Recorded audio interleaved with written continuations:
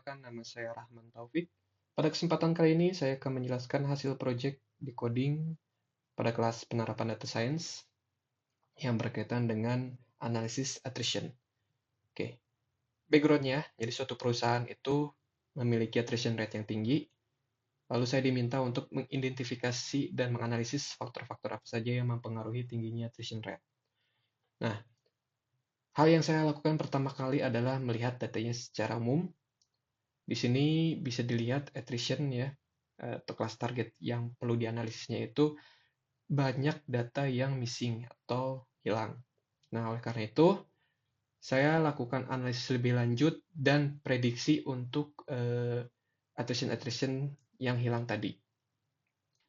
Nah, di sini saya menggunakan bahasa pemrograman Python dan tahapan-tahapan yang saya lakukan pertama adalah data understanding atau exploratory data analysis. Selanjutnya data preparation yang berdasarkan data understanding tadi saya transformasi datanya dan persiapkan untuk pemodelan.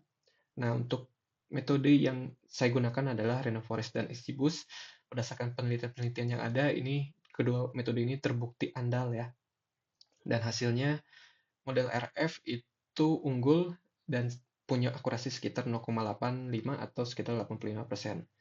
Nah, permasalahannya tadi untuk nilai-nilai yang missing itu saya prediksi ya, bisa dilihat di sini.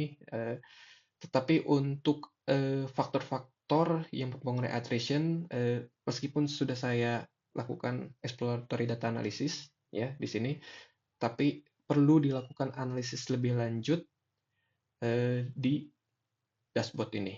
Nah, dari data yang sudah dilakukan pemodelan, saya olah dan saya buat dashboardnya menggunakan Looker.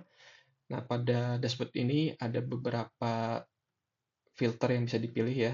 Utamanya di sini berkaitan dengan attrition. Dan informasi-informasi yang bisa dilihat itu ada data berkaitan dengan jumlah employee, terus attrition rate, total attrition, dan attrition yang diprediksi berdasarkan pemodelan sebelumnya.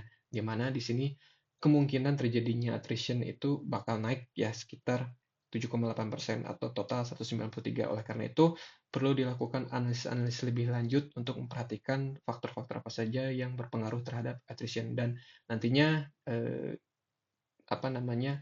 bisa dibuatkan hasil rekomendasi. Nah, bisa dilihat meskipun di sini secara distribusi itu attrition-nya itu sekitar 16,9% dari data keseluruhan, tetap ini merupakan masalah yang cukup perlu diperhatikan ya di suatu perusahaan karena berkaitan dengan attrition.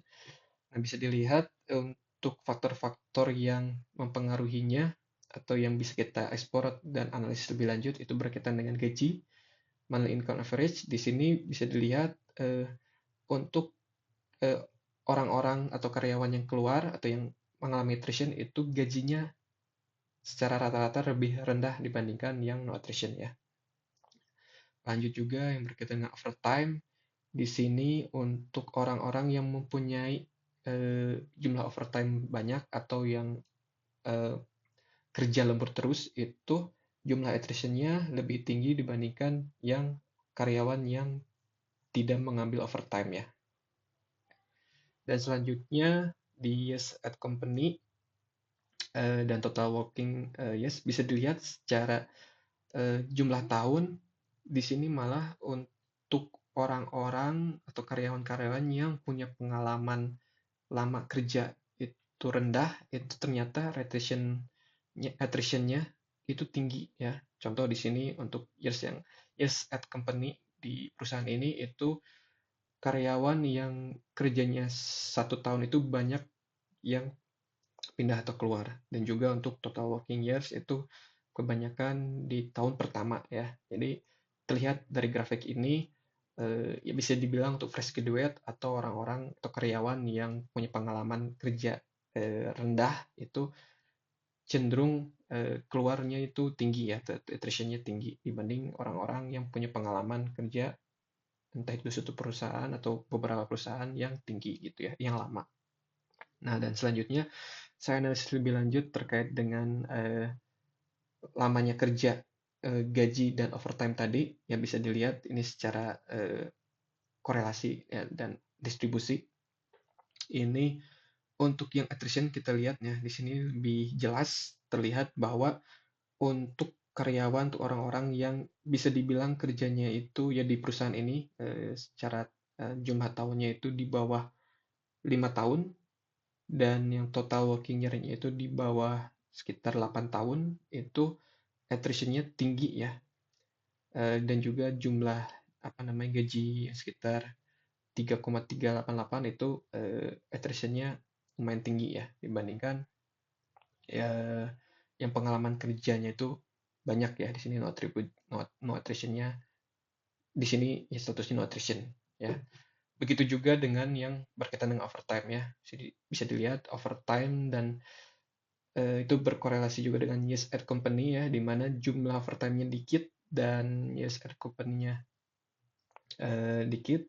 Di sini attrition-nya lumayan banyak ya, meskipun overtime-nya sedikit, tetap yang berpengaruh di sini years at company ya, lamanya kerja di perusahaan ini itu memungkinkan untuk attrition lebih tinggi ya. Nah, lebih lanjut bisa dilihat juga dengan rate ya, baik itu hourly, daily, monthly. Nah, untuk yang attrition itu dibanding dengan no attrition itu lebih rendah ya. Ya, bisa dilihat yang hourly, daily ya, meskipun yang monthly itu lebih tinggi, tapi secara rata-rata keseluruhan ini eh, rate yang rendah itu attrition-nya cenderungan tinggi.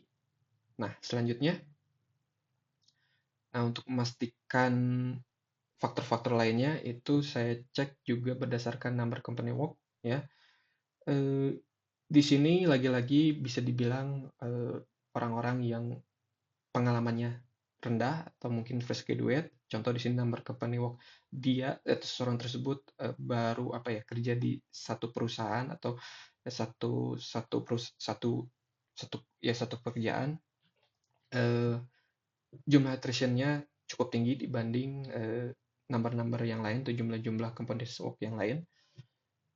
Lebih saya pastikan lagi itu berkaitan dengan marital status atau age-nya, karena kan rata-rata orang-orang yang fresh graduate atau pengalaman kerjanya rendah itu ternyata memang terbukti dari statusnya yang single dan usianya yang bisa dibilang produktif ya. Jadi mereka kecenderungan lebih banyak cari pengalaman di banyak perusahaan ya. Nah, untuk selanjutnya yang berkaitan dengan job role, department, education field, dan distance home range mungkin bisa lebih detail saya tampilkan khusus untuk data yang attrition ya. Terlihat jelas di sini untuk job role di perusahaan ini itu laboratory technician, sales, research ya yang attrition-nya tinggi, atau departemennya yang berkaitan dengan research and development ya, education field-nya berkaitan dengan lab science, medical, dan lain-lain. Ya, intinya yang berkaitan dengan research and development ya.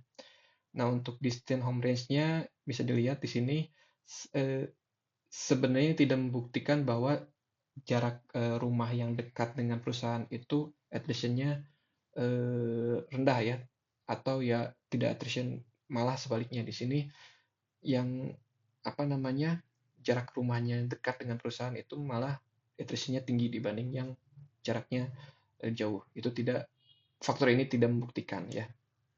Oke, lebih lengkapnya secara detail datanya bisa dilihat di tabel ini ya.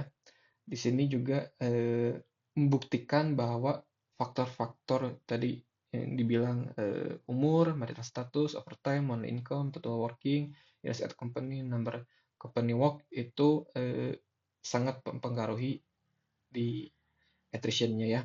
Apalagi tadi yang saya bilang itu berkaitan dengan karyawan yang punya pengalaman kerja rendah atau ya baru gitu atau fresh graduate, itu rentan keluar atau attrition-nya terjadi ya. Oke, itu saja dashboard yang bisa dijelaskan. Untuk lebih lanjutnya nanti bisa di-explore ya.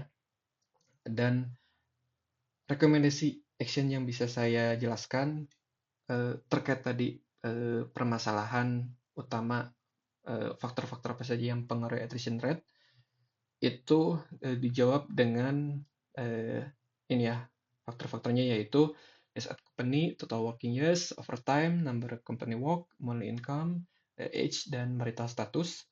Dan rekomendasi aksi yang bisa dilakukan untuk mengurangi attrition, pertama itu fokus pada karyawan loyal dan pantang. Kedua, ciptakan lingkungan kerja yang seimbang. Tiga, perhatikan kompensasi dan kepuasan karyawan. Ya, detailnya bisa dibaca di recommendation action ini. Oke, itu saja yang bisa saya sampaikan. Terima kasih. Sampai jumpa.